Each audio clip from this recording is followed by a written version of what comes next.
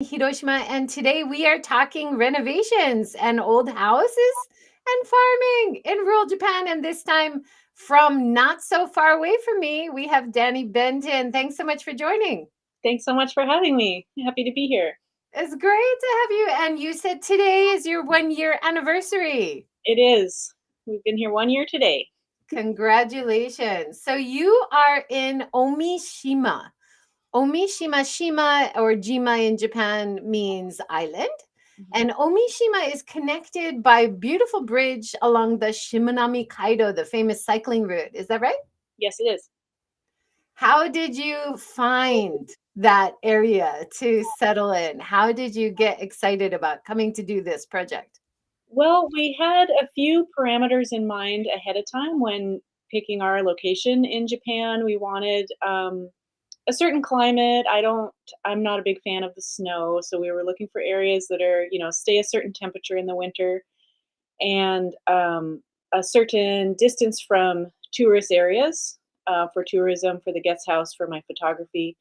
But what really narrowed down our search was the startup visa locations, as there might be some changes to the startup visa coming in the next year or two, which allow it to be nationwide. But at the time that we got the startup visa, there's only certain areas of Japan that it's offered, and Imabari City is one of those. So that really helped narrow our search down. Oh, that's awesome. And Imabari, I mean, you're on the island a little bit away from Imabari City, but famous for towels and local crafts, right? Yeah, Imabari towels, extra fluffy. Extra fluffy. Now we're going to go through some of your amazing photos of the house that you've bought and renovated, and you're also renovating some farmland Mhm. to grow vegetables, but also to start honey farming. Tell us a little bit about your vision for what you're doing in that area. Well, Omishima specifically, and a lot of the islands in this area are known particularly for citrus. And we decided when we started our little urban farm back in New Orleans before we started this whole journey, we loved keeping bees. And it was one of the like homesteading farming aspects that I put off for a long time because I thought that it would be scary and I didn't know a lot about it. Um, but after watching some YouTube videos and learning about bees and then getting our bees, I loved them. And they are just amazing. And I loved the way that they cohabitated with my chickens so well. That's a whole other topic. But we decided that when we rebuilt our farm, we really wanted to focus on the honeybees as a main part of that, and the whole pollination with the citrus trees seemed like it's a just a could be a beautiful relationship. That's great. I've only met one Miyajima honey farmer, and he's got a couple of locations. But he was talking about how difficult it is to raise bees in Japan because if you're near traditional farming and the use of pesticides, Mhm. it's really dangerous. But also, if you're near too many houses where people are using cleaning chemicals or gardening pesticides, that also is very dangerous. Have you started, or have you come into any hurdles so far, or so far so good?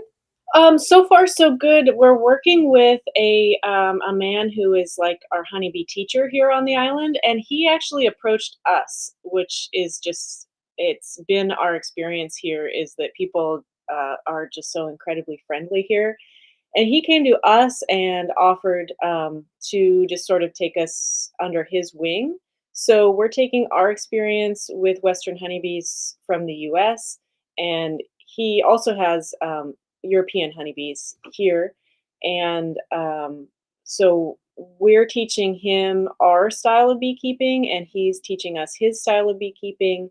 And we actually just met with him last week and talked specifically if he had any issues with pesticides, that sort of thing.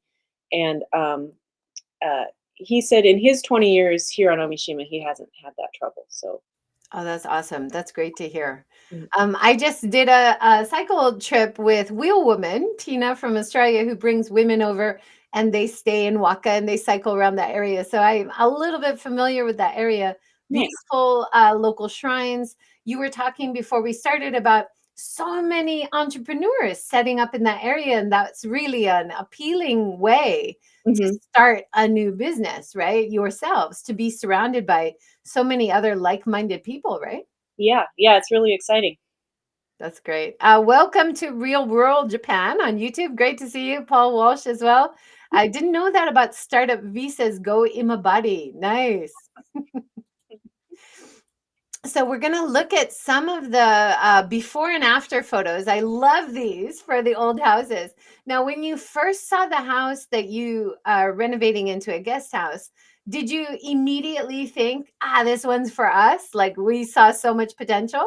Absolutely. Yeah, we walked in.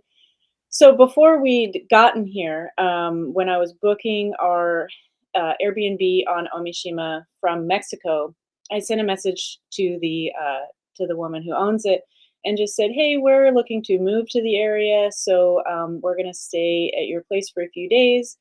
And she wrote back almost immediately, and her response was just, "I want to help you as much as I can." And she really did. She came up with a few additional houses for us to look at while we were here. As soon as we got here, we stayed the night. We got up that morning and she said, "Okay, who do you want to go meet first?" So she took us to go meet some local organic farmers and some honeybee people and just started making those connections for us immediately. Um, That's awesome because you need those people in the local area who are going to do the right introductions, give you advice from the inside of you, but also you guys going and staying there and getting a feel for it before you commit is mhm. also great advice, right? Yes, for sure. For sure. All right, let's look at some of these photos. So here we have the before bath. This is the kitchen, is the dark green room, and then yes, into the bathroom and the laundry room on the right there. So the actual structure of the house, a lot of the foundations seemed in pretty good condition when you first saw it. Structural was almost completely fine. Evan did redo some of the joists underneath the floor in one of the tatami rooms, but otherwise it was structurally sound. And here's the after. Beautiful conversion there. How much of the like furniture and things, how much of the materials did you have to buy new, or how much were you able to reuse? Was it kind of 50-50 or? Maybe about 50-50. I was just I'm just starting my blog on talking about that last night. So I started sort of going down the list of what we saved and what we bought. And I think it's probably about 50-50 with the furniture. The kitchen table there we did buy at a recycle shop. So what we started with figuring out what was in the house, what we could restore, what was salvageable. Some of the furniture was too far gone, but this kotatsu that I'm sitting at was good. Lots That's of a heated table, folks, if you didn't know. Yeah, those are great during winter, aren't they? they Are are. you are you eating mikan oranges under the kotatsu? That's the traditional way. Oh, is it? So this is the outside of the house, right? Yes. So, like when you did like an assessment, did you get an expert in to help judge the structure and give you some advice? We did have a local contractor come with us, and he helped us with some of the renovations, like the electrical and some things that we couldn't take care of ourselves. So he came with us and just offered to. It wasn't like an official assessor like we were used to in the U.S. We were explained that because the purchase price was so low, it was 1 million yen, which was about 7,500 US dollars. Um, that having an actual assessor out wasn't really necessary for a structure. But you also it's not just a typical abandoned house. You were talking about you were working with a local real estate person who was curating the better properties. Is that, it's an easier way to find better quality, right? I think so. Yeah, definitely. And the former owner's son, who is now in his 70s, he also lives in the neighborhood, and so he was there to sort of coach us through uh, um, the renovation and sort of tell us what things were originally like as well. That's awesome. You've had so much great local support, and you said you guys have been very welcomed there by the community. For sure. Yeah. That's awesome. All right, now we have the before kitchen. So, kitchen is where a lot of people struggle because there's a lot of money in renovations for a lot of kitchens. What Hmm. was your strategy here? Well, I'm gathering that not everybody loves the stainless steel cupboards, but I think they're incredible. We redid the doors, and so Evan had never taken on a project like that. But we looked at that and we thought, well, this stainless steel is going to last literally forever. It needed some buffing. That's probably the one project in the house that we spent the most time on was getting those kitchen cupboards back into shape. But I think we spent $100 to fix it. Wow. So it was all elbow grease and just buffing things out. We bought some tools for our power drill that would help bring the silver back to life. And then Evan bought a saw so he could cut those doors and bevel the edges. And we even reused original interior hinges because they were still just in perfect condition. They just needed cleaned. Um, and and yeah, I think that took us. Well, we're working on all the projects simultaneously, so it's hard to say exactly how long we spent on them. But it was probably the most time consuming, but one of the least cost projects was the silver. Wow. Because the wood, you've totally, like all the lower cabinets, you Hmm. changed it out with this beautiful dark brown wood. Hmm. Yeah, and that was just a few sheets of wood that we bought at one of the local home goods stores. And then Wow. just Evan took the old plastic doors or whatever they are, not plastic, but uh, It's like really cheap wood yeah, that's yeah. painted, right? And it was I really, have the same thing. I and think many of us they were not do. clean. They were not going to come clean, no matter how hard we tried. So Yes, yes. just I'm inspired. I'm inspired by what you guys have done. thank So you. you've got some skills there. You said you come from a graphic design background. You've had a little bit of training on farming or renovations, but really you're really self-taught, right? You guys. I guess YouTube education. We're just learning as we go. That's great. And you mentioned before about reusing a lot of the old things that you found. You guys have been amazing. Your videos talking about how you're reusing as much as possible in honor of the previous owners and the house itself, Hmm. but also dealing with all the garbage that you absolutely cannot reuse, old tools, Hmm. boxes, and things. You guys have really done such a great job. It's interesting too, right? You found some treasures in there.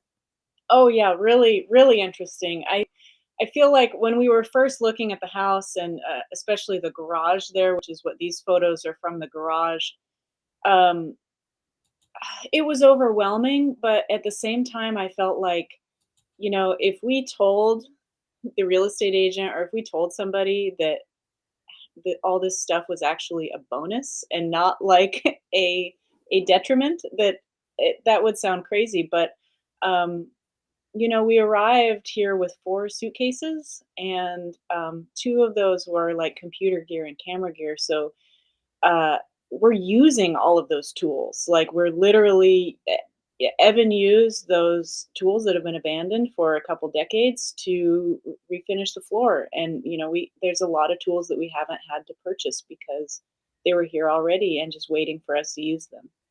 That's awesome.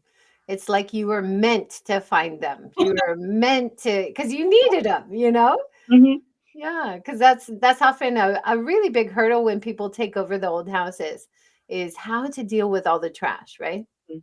Mhm. And some of it, like the dangerous things, the poisons, the chemicals, you went through a lot of effort to get rid of it responsibly, right? Mhm. Yeah, and some of it we still haven't figured out how to get rid of it responsibly, but we got more than half of it, as far as the chemicals.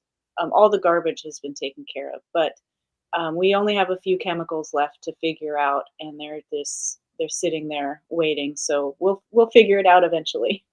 That's crazy because Mhm. they're so easy to buy, Yeah, but people don't realize that if you don't, you can't get rid of it easily. And unfortunately, there are people who just dump it in the forest, and it creates a big environmental and community problem. yeah. So what you guys are doing very responsibly is so important, and teaching us how you're doing it by YouTube so other people can benefit. I appreciate that. Thank you. All right, let's continue. Here we've got one of the bedroom areas before. Yes, yes. It's like a bedroom suite, I guess. It's like a two-room bedroom with a little step down. Um, and so this we've turned into the one room in the guest house that has a Western style bed. It's gorgeous. So did you have to go and buy a bed? We did, and the bed frame is the only thing that I gave in and purchased online. Everything else we've been trying to do uh, purely recycle shops or local small businesses. But the bed frames were a little hard to get, so Yeah. um, I got. Especially if you want bigger, like bigger bed frames, Mhm. bigger mattresses. Will Amazon and IKEA and Costco ship to you guys? We did Rakuten. That's the only thing we've ordered online, but Interesting. yeah. But using reuse shops. So is that online reuse shops like Mercari? No, we just have been taking day trips to either down to Imabari or up to Onomichi and Fukuyama. Nice. And then sometimes flea markets are also a great resource for that, but they're kind of few and far between, especially in winter, right? Yeah, yeah. All right, here we are in the Engawa area before. So this is like a living space, and then you've got that outdoor, indoor hallway called the Engawa. Yes. Now this is actually at our second AKIYA. So Okay. this is at the former ryokan, which is just around the corner from our guest house. So this one we actually haven't done any work to yet. And this is the Engawa at our guest house. Oh, okay, okay. And then your cat in the before. Yeah. Yes. But that's a beautiful. How did you bring out that color in the wood? Is that a stain? It is. It's a water-based stain, and I just happened to find a pretty good matching color at the local home goods store. That's great. And there is a lot of, like you were talking about using traditional tools. There's also a nice variety of traditional, more natural stains and waxes and varnishes. Yeah. But the language is a bit of a hurdle. Have you been using Google Translate or anything? Yeah, and asking advice of the people who work there. They got used to seeing us just about every day, going in and looking for something new and asking new questions, and so they've been helpful in reading labels for us as well. That's awesome. Here we have, is this the guest house or the new project? That's the guest house. Yes, that's the same room that has the Western style bed there before. Oh, okay. And did you do anything to the walls? We did. We recovered the walls with new. We didn't think that we would be able to save those with all the staining. So that's a new wall there that you're seeing. Where did you get that tansu, that It was here. dresser It of was here at drawers? the house. No, that is gorgeous. Yeah. Did you just add a varnish to that? I just cleaned it. It's only been cleaned with water. I haven't done anything fancy to it. I mean, not water. Just it's just been cleaned. It hasn't had any varnish added to it. So it That's was here in the amazing. house. It was hidden away in one of the little closets. And it must weigh a ton. It does. Yeah, it comes apart into four pieces. It's so heavy. Okay, because it's so well made. It looks like good quality hardwood. It does. It has a little metal tag on the side that says that it was made in Onomichi, and we suspect that it was older than the house itself. So God, that's amazing. Another before picture here. yes, that is looking into. See, you can see the dresser there, Oh, yes, yes. and that is the room that I'm sitting in now. Okay. Mm, And then this is the after. yes. And the kotatsu that you're under. Yes, it is. Now, these old TVs we're seeing, do they actually work or are they just decoration? Oh, they work. Yeah, one of them didn't, but, I will fix it up. I'm a big, vintage video game fan, so, we have dreams further down the road of doing some sort of retro arcade or something, but I love the old CRT TVs for that, for using the old, Famicom and the vintage gaming systems. So the one here in the guest house does work, and it does have a Famicom hooked up to it.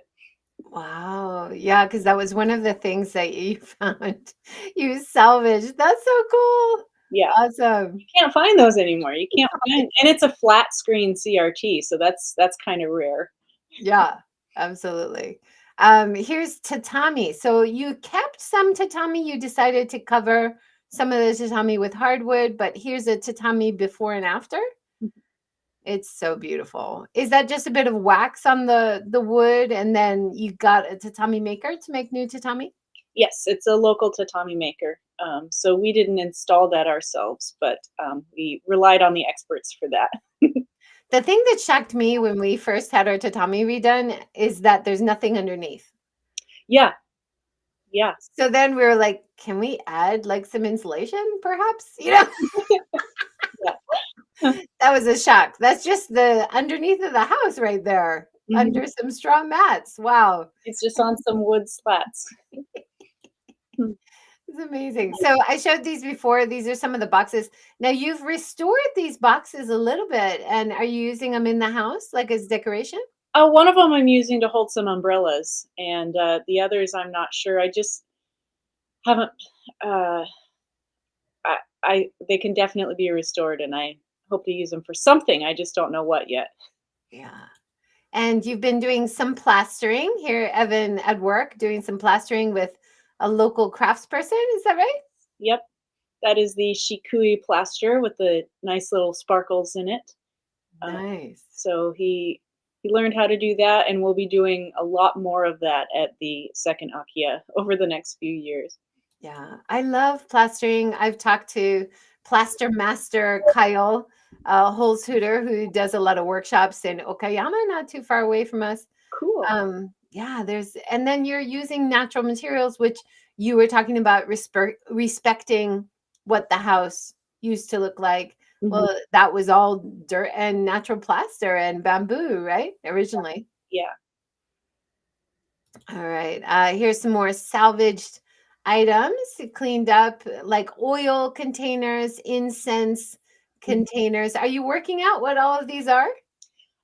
Yeah, the little one in front there, that's a for cooking. So Evan's using that. He's the cook in our relationship, and he loves using. He's actually cleaned that up and is using that for cooking. And the brown on the right is for making pickles, which is another reason that we know that we were like meant to find this house is that we make pickled vegetables. We've had a pickled vegetable business in New Orleans, and here we actually found like jars of 20-year-old pickles, but which was not fun to get rid of, but um, also all the pickling implements. So there's a lot of pickling crocks and uh, scales for measuring the salt in the vegetables. So it's just kind of funny that we found so many pickling implements. Yeah, I saw that in one of your videos. You found a whole room which was for like miso making Hmm. and pickling and things in jars and then because you have that background, you immediately knew what it was, right? Yeah. That must have been exciting. Here's a bicycle. Now, is this new purchase? Have you been up fixing up bicycles as well? Oh no, that we got that. Well, when we first got here and when we purchased this house, we were still on a tourist entry, so we couldn't register a vehicle. So we were relying on the bus and bicycles to get around. Well, it's a good introduction to the cycle routes around your neighborhood, right? But also that the glass. I really love the look of the old Japanese house glass. It's a really unique style, right? Yeah. But often it's not fitted well, a bit of gaps. But because it's like a double layer, this is part of the engawa, and then you've got an internal set of doors too, right? Yes. Yeah. So you can see there the metal door on the right. So one of the wooden doors must have broken at some point, and that's one of my goals is to uh, refurbish that so they're all wooden doors again at some point. We found some of the panes of glass and some of the wooden frames. Those doors are one of my favorite things that I've learned about since learning about how to restore the Japanese houses because they're so clearly designed to be able to be fixed when they break. So each one of those wooden frames with the glass is floating inside the exterior wooden frame, so you can take it out, take the glass out, and fix them. So it's all the little squares of glass we found as well. They were wrapped in paper and stored in the garage. So I'm pretty sure at some point we'll be able to put that wooden door back in place like it's supposed to be. Well, that's awesome. What a great project. You have so many exciting projects you've already done, but a few waiting to be done, right? Yes. And then one of the finished photos and that front entranceway area, Mhm. is it? Yes, this is the Doma. Beautiful. Did you do anything to the flooring or I see Um, staining maybe for the step up? we stained all the wood there, and we did the shoji screens with the washi paper ourselves. And the floor of the doma is one thing that we still need to figure out. I'd like to do something there, so we're calling that's going to be phase 2 probably next year. There's always more to do in Always, an old house. always, Yes. yes. There's always another project to be done. Mhm. So this is also the same area looking in another direction. Is that right? Yes. So you can see the floor is not we're gonna figure something out there. It's nice for now and it's clean and it's usable, but I'd like to do something, and I think I'd like to see more houses from this era to decide what was traditionally done with those floors before deciding what we're gonna do. I think Kyle was talking about that. He actually works on that as well, Hmm. doing a harder plaster for the entryway. So there are some traditional ways to do it. I've seen some houses where it's just dirt. Hmm. Yeah. So what you have is like a step up from dirt. At least it's not that messy, right? Yeah, yeah, it's some sort of cement or plaster or something. Yeah. Very pretty. We're getting lots of great comments. What a great drawer, Tansu. Nice. Good day from Sydney. Nice to have you here, Dog Walker. Great to have you guys. Now let's go through some of your treasures again and how you've decorated the house with some of these reclaimed treasures. I just love it. Mhm. Yeah, Are and they that's all from the shed and places around the house? the maneki neko we bought from some friends of ours who have a vintage shop here on the island, and the little tree was sent to us. That was handmade in Tokyo. Oh, so some people who came to visit us gave us that. But the games there, the Go board and the mahjong, those were found here in the house. And the picture, did that come from the house? That's the former owner's son. That's amazing. We found some very interesting pictures here too. We should display them. That's a great way to honor the past. Mhm. So this is the Mahjong set. Yes, and we had a neighbor come over and look at it, and they said that that's a actual vintage set. There's no plastic in it, so it's Is it ivory then? I'm not sure exactly. They It might be. That was, yeah, wow, amazing.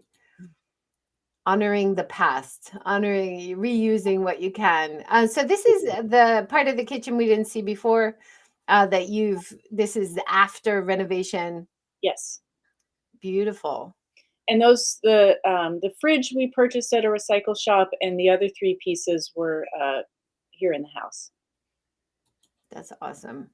So this, I love this. It's like a little screen area. I've seen these little wooden containers, and often people will say it's good for drying things. Mhm. You've put some little plates and glasses in. It's awesome. It's cute. It's such a cute style. Really cute. And then this is another angle of the room. So you've got how many rooms downstairs? Is it a two floor? It's a two-floor, yeah, the upstairs is just 1 large bedroom, and then, the downstairs has a few, multipurpose rooms and the kitchen, and then the Western style bedroom. Wow, amazing. And then another cute little, you were talking about the Famicom, the little game area, Mhm. and it still works. Oh, yes. This is something Matt Alt, who wrote a book about Japanese invention and all the Japanese creativity of the past, which changed the world. It's a great book. He would love that. Hmm. And then another angle. So you've saved some of the dolls. Now, Yeah. the dolls, when we had big garbage days here, I would always see people putting out these glass cases of dolls. Mhm. It's so nice to see you've saved some of them. Thank you. Yeah. I mean, I couldn't imagine getting rid of them. Some of them are in, rough shape, but, so far, anything that's not, just clearly unsavable, I'm just setting aside, and maybe somebody wants them down the road, maybe I'll find out a use for them. Maybe when I have more time, I'll get to restoring them myself. So, for now, they're not hurting anybody, just staying in a room and waiting to see. Yeah, nice. When I went last year to Kamikatsu, the zero waste town, and they try to reuse or upcycle everything, Mm, and they have a lot of these glass cases of dolls. mm, And some people say, "Oh, it's scary," or "It's bad luck to take somebody else's doll," or like the spirit of the doll or something. But it's great to see people reusing them, and you don't have to be scared of everything. So. yeah, yeah. And we've actually had more given to us, by our neighbors. Uh, One of our neighbors next door, he's I believe the word is a tategu man, so he does the doors and the screens of people's houses, and so he works with glass. And so he is given these glass cases all the time to recycle the glass, and he now says to us when he gets a glass case, "Hey, do you guys I heard you like Showa era stuff. Do you want more?" I So love we've That's so funny. yeah. The neighborhood now knows that we like the vintage things and are Yeah. offering to us.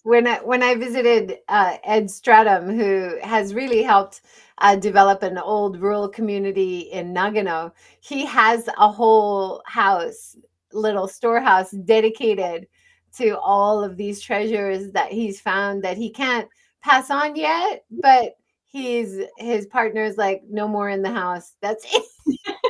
You might need a separate storehouse because you're gonna start filling up, right?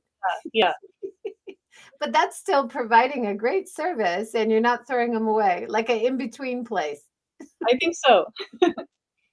And then it becomes like a like a museum, as well as, oh, you can buy something if you like, Yeah, leave a donation. What's your price? yeah. Because you've fixed it up, you've saved it, you deserve something. So this is inside. What are we looking at here? We got some It's photo just stuff. inside one of the glass cases. So these are just some vintage photographs that were here, and they're just beautiful. I love the colors of old film and the framing. And so these are just some collectibles, things that were on display previously, and we've just put them here in one glass case. Look at the helmet. Yeah, I think that's for the local shrine. If I don't want to say for sure, but I think that came from the local shrine here, which is uh, the history of the shrine. Omishima is a very small island, but they have a large collection of samurai armor on display. because traditionally people would come to Omishima before going to battles. I don't know the whole story, so I don't want to share and be accidentally be wrong about that. But there's a large collection of samurai armor on display here for such a small island. My gosh. I mean, you've learned a huge amount in 1 year, Dani. This is amazing. You don't have to be shy about any of it. Amazing. So that sparkle green Hmm. is also a plaster, is it? That you've done in the walls there? That I have not done anything to. The plaster itself was in perfect condition in that Oh room. my goodness. Yeah, I love that. I love the color, I love the sparkle, it's a nice gold sparkle. So when we got the new tatami, we wanted to play up the green in that room, so the edges of the tatami is also green with some gold sparkle, and, the screens there are very similar to what the original screens were. The fabric, of course, couldn't be saved, but they are the original frames. Um, You talking about the paper doors? yes, yes. Oh, that's gorgeous. So you had a local maker redo those? Right next door, yep. Wow, amazing. And had he done the originals? Um, he may have, yeah. Another neighbor, her husband did the tile work in the house, so it's everybody knows all the history of both of our Akiyas. That's amazing. And we also learned a lot about our previous owners who we never had the chance to meet Mm. from our neighbors, our older neighbors when we first moved in. Oh, your previous owners, they used to be teachers. He was our teacher. And you're like, oh, that makes sense because we're seeing a lot of paintings and you Yeah, know, yeah. really nice. All right, where are we? We got another knickknack area. You've got the seven lucky gods there. It's Yeah. nice. Mhm. Do you have a favorite of the seven lucky gods? Oh, I don't know. Really? Everybody seems to have a favorite. Oh, really? I didn't know that. Now, this is one of the before pictures. Is this in the shed? This is a little wing off to the side of the guest house. This is the only room that we haven't fully restored yet, but this is where a lot of the pickling implements and the ceramic dishes were all stored. So this is like an add-on to the house. It wasn't an original part of the house. We can tell by looking at the eaves that it was added on later, and the construction is a little bit different. Um, so we're not. It's like a long hallway that was added onto the side of the house, and we're not sure what we'll remodel it into yet. Wow.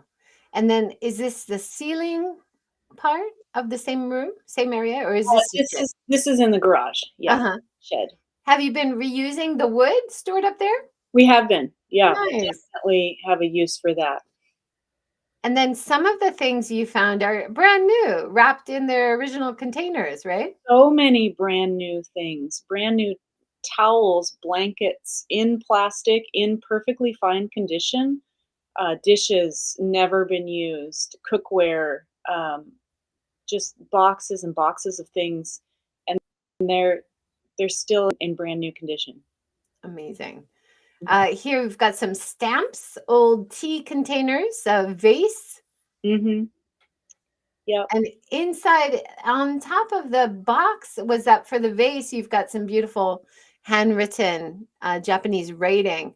Mm. The pottery expert in Kyoto, who I've had on the show a couple times, Robert Yellen, he says sometimes the box is more valuable because Oh, it has the artist's signature on it. oh, wow. So don't throw away your boxes. Good to know. All right, we haven't talked yet about, or before I ask that, do you have anything favorite that you found so far, or so many favorite things that have been Uh, restored or reused?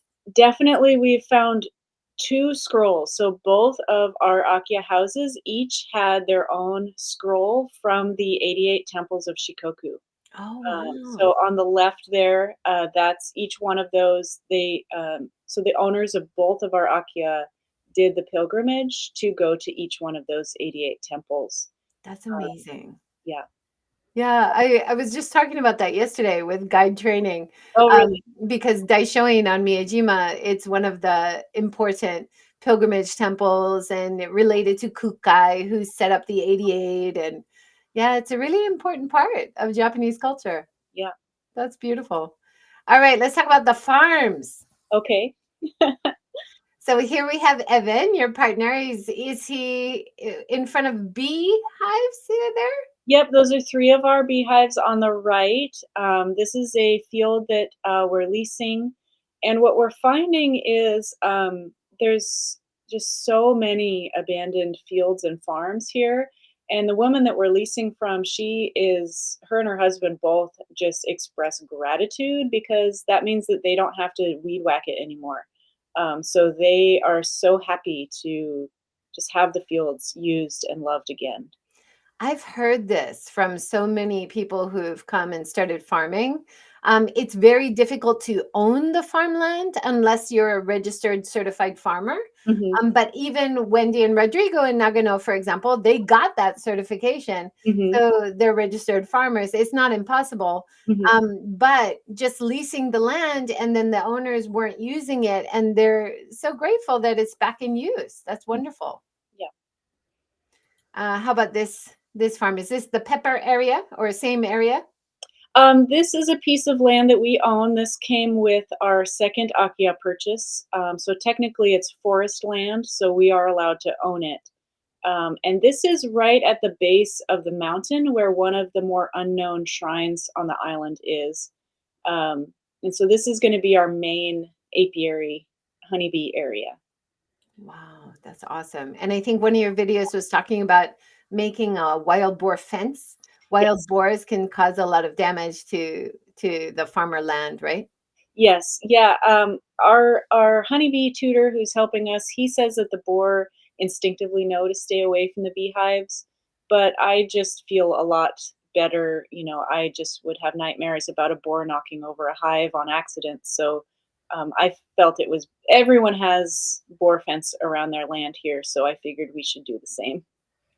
Yeah, you don't have monkeys there, right? We don't, no. Okay. So when I visited Heather in Nagano naturally, who does organic farming in Nagano above Matsumoto, she said one of the biggest struggles for them is monkeys and how monkeys will come in and take a bite out of each Oh of no. her pumpkins in a whole row.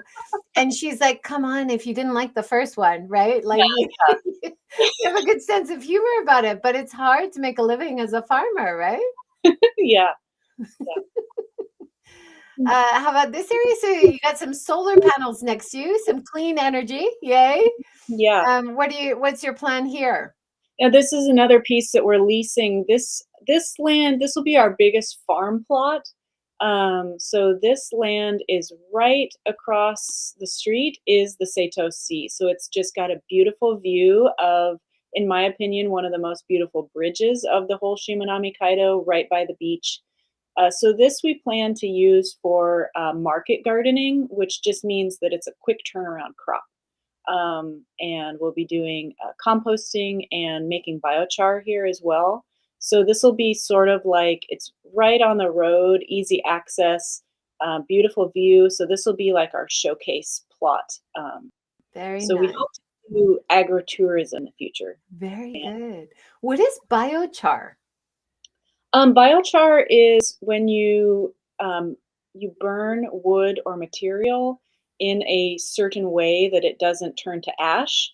It turns to essentially charcoal, and you can charge it with nutrients and add it to your soil. It's great for plants. Wow, great. Mhm. Yeah, and composting and growing organic vegetables and then having something that people can see, access and buy from. It's not only a great way to make a business, but you're raising awareness about these issues as well. It's awesome. Thanks. Thank you. Last farmland, Yes, and this will be our pepper field. and you said hot peppers. Yes. That's awesome. Well, we've seen a lot of your before and after. Of course, if people are interested, they really should check out your YouTube channel. Now, I think I asked you before we started, what was the incentive or what was the passion to start sharing things on YouTube? Where does that come from? Well, it took a lot of convincing myself to get out from behind the camera because I've been a photographer for 20 years and I didn't know anything about video and I'm not really used to being the one on camera. Um, but I really just wanting to help share this process with others. When we first started considering moving to Japan and reaching out on Facebook groups to people, how did you move to Japan? What's the visa process? Everyone was just so generous with their time. Even though everyone that we spoke to had a different route, no one had actually done the startup visa that I talked to before we started that process. Um, but I just get so many people interested in that process saying they want to do the startup visa, but they don't know where to start. They don't know how. And so it just and now it's become fun. So um, that's the motivation behind it. Nice. And you can see the most popular of your short videos here is about taking on abandoned animals and making them your pets. Can you just mention that a little bit? That's an interesting story. Well, I've always just been an animal lover. I've always rescued animals, and so we first got Pongkan, our orange cat. There, he was begging for food at the local Family Mart, and he just had such a gruff voice. I just Honey. fell in love with this guy. Um, so he's our mascot now, and then Omishima just happens to have a large population of street dogs.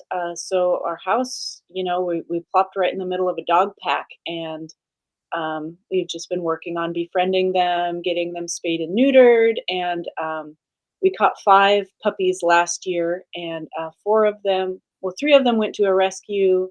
One of our neighbors adopted one, and we kept the 5th one.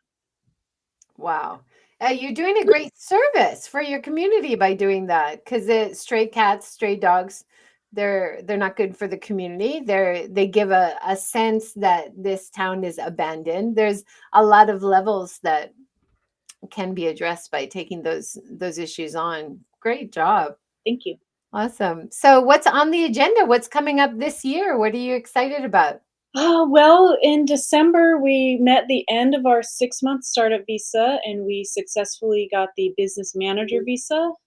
So that gives us until our next renewal in December to really prove ourselves here. So um, we're working so hard, it's only January and February, so we're doing field prep.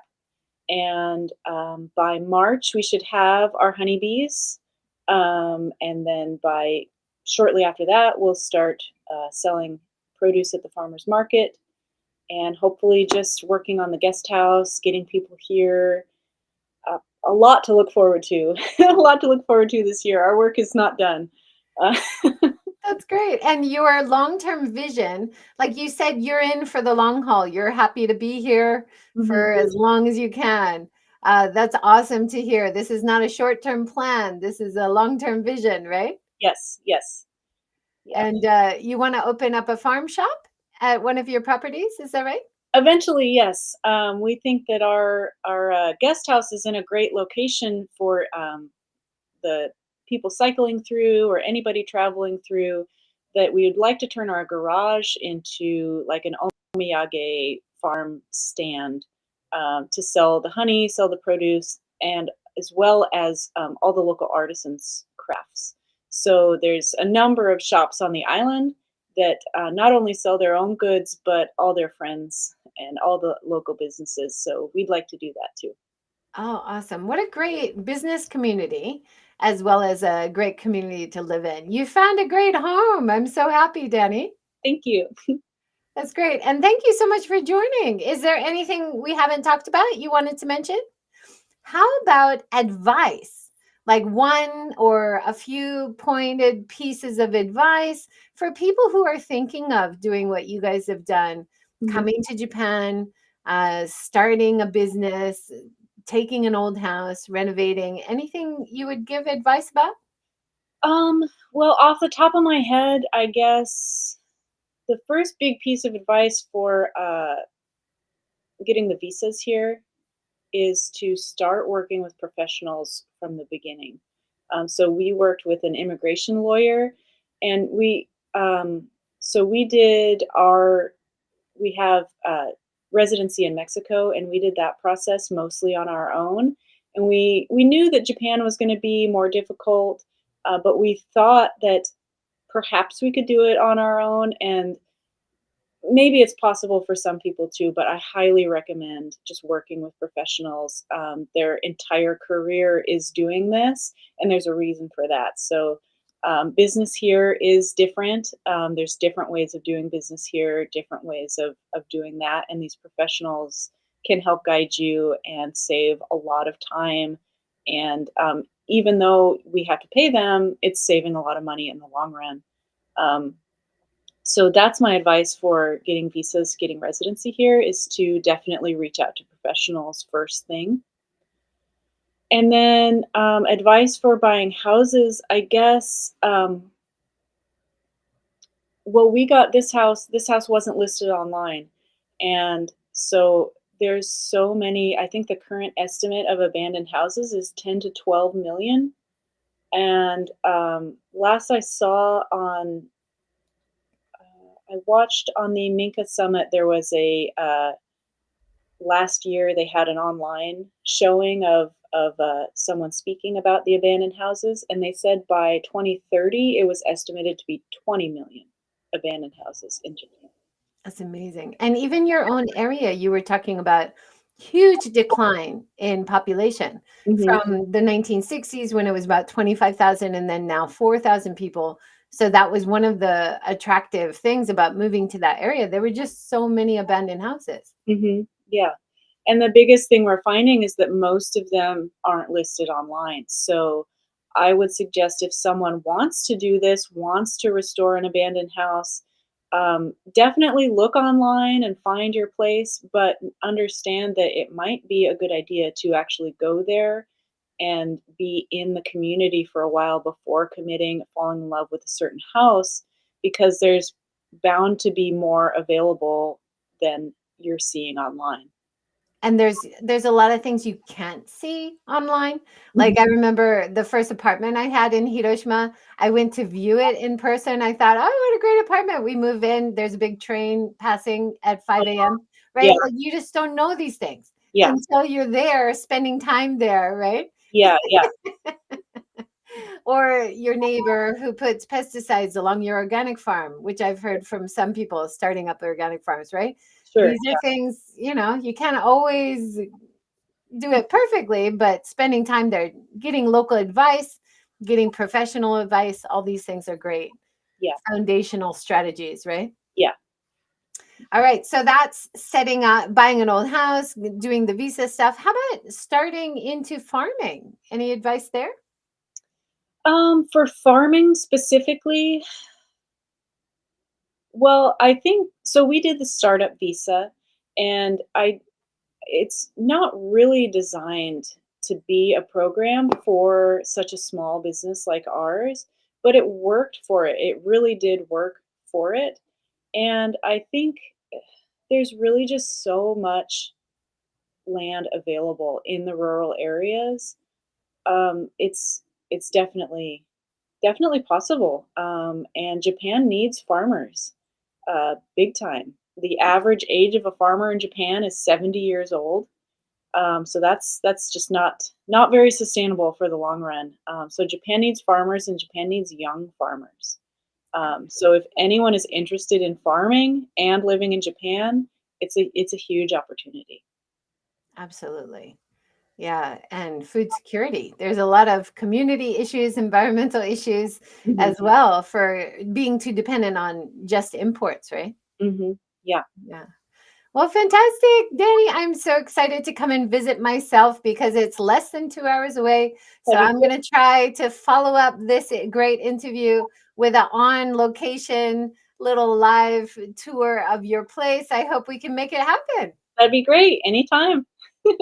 I would love that. Well, thanks so much, Danny. Thanks everyone for joining, all the great comments. And if people want to get more information, where should they go? Well, we have our website, bentonhomestead.com. That'll has all of our links there. And our YouTube is also Benton Homestead, and you can find us also under Benton Guesthouse. Awesome. Thanks so much, everyone. Have a great day. See you next time. Thank you.